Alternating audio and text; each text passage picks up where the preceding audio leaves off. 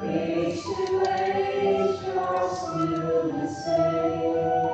By the power of your name, El Shaddai, El Shaddai, Adonai.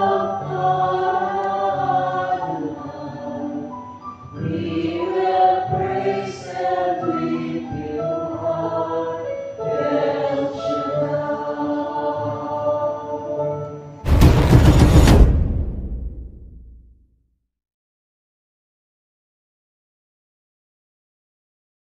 Sa oras na ito, patuloy po natin pasasalamatan ng Panginoon. Muli sa pagbibigay sa atin ng mainam na panahon at pagkakataon na ang kanyang salita ay patuloy na dumating sa ating puso. At patuloy po natin maranasan ang dulot nito sa ating buhay. Dahil ang nais ng Panginoon, magkaroon tayo ng isang buhay na ganap at kasiyasiya. Padali mo unawain ng kapatid ang kwento ng ating gospel sapagkat ito ay literal na nangyari at sinasabi po ng Biblia na si Jesus ang Panginoon ay sumunod sa mga alagad na lumalakad sa ibabaw ng tubig. At ang makita ng mga alagad na mayroon pong lumalakad sa ibabaw ng tubig, sa atin na i-acknowledge nila na ang Panginoon sinundan tayo, ang sigaw nila ay multo. At dito mga kapatid, nagpakilala ang Panginoon, ang sabi niya, si Jesus ito, huwag kayong matakot. Nang marinig po ni Pedro ang tinig ng Panginoon, anong sabi niya, kung talagang kayo iyan, paparyanin niyo ako. Sabi ng Panginoon, halika, then lumunsad si Pedro sa bangka, nakalakad sa ibabaw ng tubig, nakahakbang ng ilang hakbang palapit sa Panginoon. Subalit nang mabalik ang kanyang paningin sa malakas na hangin, sabi po ng ating binasa, nagsimulang lumubog si Pedro, at nang siya'y lumulubog na, sumigaw siya, sagipin po ninyo ako. Sinagip ng Panginoon, iniangat, pumasok sila sa bangka at tumahimik ang hangin, at ang bangkang ito ay nakasadsad sa lugar na kung saan dapat nilang puntahan. Sa gospel po natin, mga kapatid, ipinakikita sa buhay, paglalakbay, pananampalataya, daraan tayo sa unos ng buhay.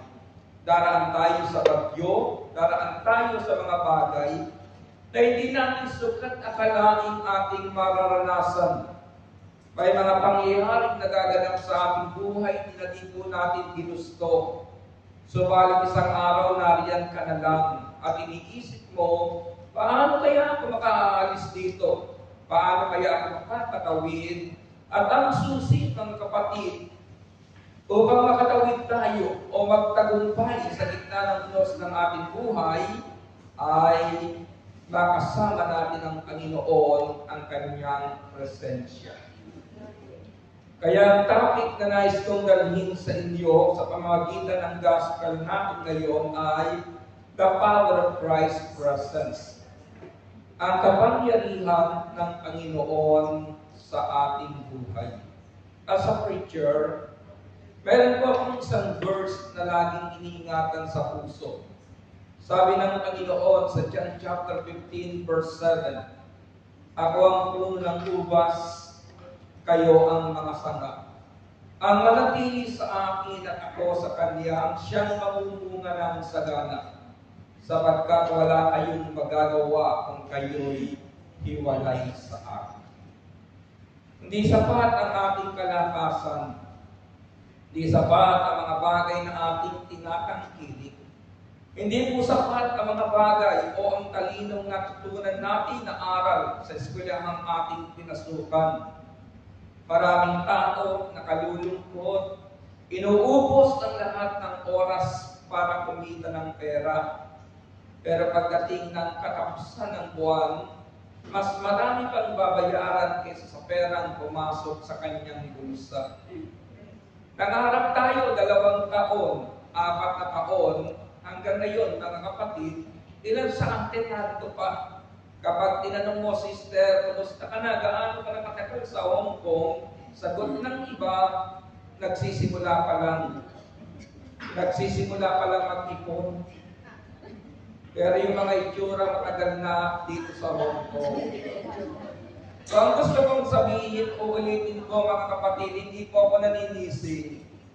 Gusto ko lang ihatid sa inyo ang mabuting balita ito na pinagmulan na yung sinabi ko sa inyo. Sabi ng Panginoon, wala kayong magkagawa kung kayo'y hiwalay sa akin. At mula sa verse na ito, nais kong ihatid sa inyo ang ating topic mula sa Gospel, the power of Christ's presence. Unang nagagawa, mga kapatid, ng presensya ng Panginoon sa ating buhay, Christ's presence eliminates fear. Ang presensya ng Panginoon ay nag-aalis ng takot sa ating mga puso. Pansinin niyo ha, almost 3 miles lang mga kapatid ang biyahe sana ng mga alagad sa lugar na kanilang pupuntahan. Pero nagsimula sila ng gabi, madaling araw na. Hindi pa sila nakarating sa lugar na iyan sapagkat sabi ng Biblia, pasalungat sa hangin. Ang buhay ng tao kung pasalungat sa kalooban ng Diyos, mapapagod po tayo, magugutom tayo, at aabuti ng takot ang ating puso. Pero kapag ang ating buhay, kasama natin ang presensya ng Panginoon, inaalis ng Panginoon ang takot sa ating mga puso. Amen. Kaya ilagay ninyo ito sa inyong puso. Kung mayroon mang iniaalok ang demonyo, nakatutunan ninyo sa mundong ito, yung iba na natakot tumanda, kapag kasama mo ang Panginoon, wala kang bagay na kakatakutan. Kapag sinabing happy birthday, nakangiti ka. Bakit? Kasi alam mo, panibagong taon na blessing ng Lord sa buhay mo. Amen. Yung iba, kapag birthday, tinanong mo, sister, ilang taon ka na? Ang isasagot sa iyo, ibibigay ko na lang ang cellphone number ko, wag mo nang pakialaman ang edad ko. Ulitin ko mga kapatid, anong bagay na pwedeng i-alok sa inyo ng mundo? I-alok ng demonyo para magkaroon ng takot ang inyong puso. Itong unang paraan, parang takot na yan ay mawala. Christ's presence eliminates fear. Kitang-kita po natin sa verse 27 ng Gospel natin. So, balik nang magpakilala ang Panginoon sa mga alagad, si Pedro, nagkaroon po ng lakas ng loob ang kanyang puso. Kaya ang ikalawang bagay, mga kapatid, sa Panginoon, Christ's presence leads to hope. Ang presensya ng Panginoon ay naghahatid ng pag-asa sa ating mga puso. Sa gawain ito, marami na akong na-counseling, na-pray over, na noong unang panahon, tila malabo ang kanilang pangarap sa buhay. Madilim ang paningin ng kanilang espiritual na kalagayan sa buhay. Subalit nang makakakinig ng salita ng Diyos, maranasan ang presensya ng Panginoon, ang mga taong ito nagkaroon ng pag-asa sa kanilang buhay. Amen. Tayo man duman tayo sa ganyan. Maaaring ng unang panahon, tinawag ka ng Panginoon sa isang sitwasyon na hindi mo makita kung paano mo lulusugan.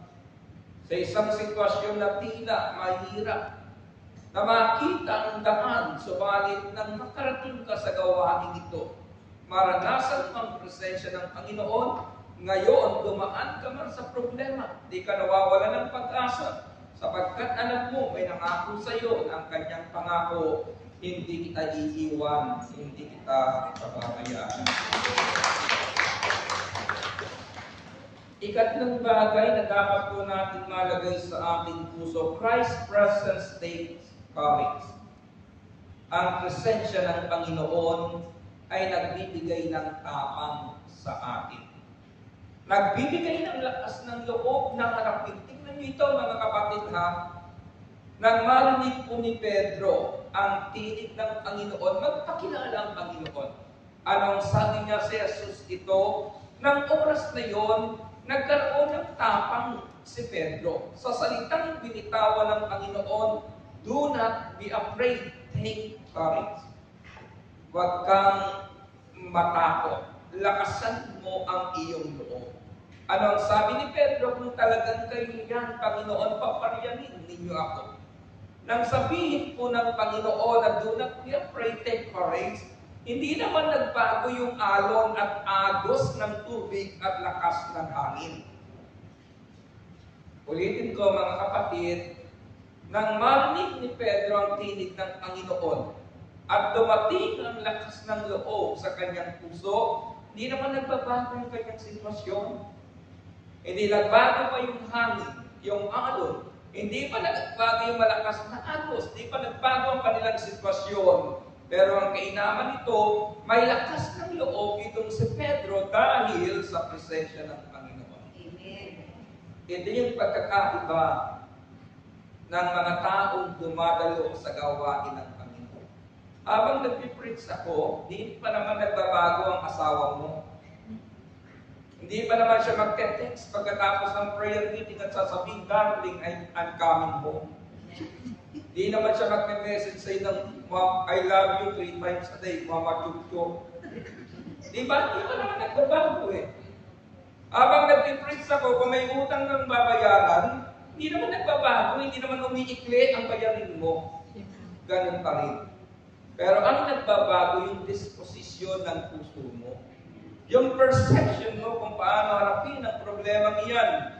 Anong sinasabi mo, nakatatawid din ako. Bibigyan ako ng lakas ng Diyos. Bibigyan ako ng paraan ng Panginoon. Kaya after prayer meeting, kahit hindi nagbabago yung sitwasyon mo, nagbabago ang pananaw mo kung paano harapin ang sitwasyong kinalala.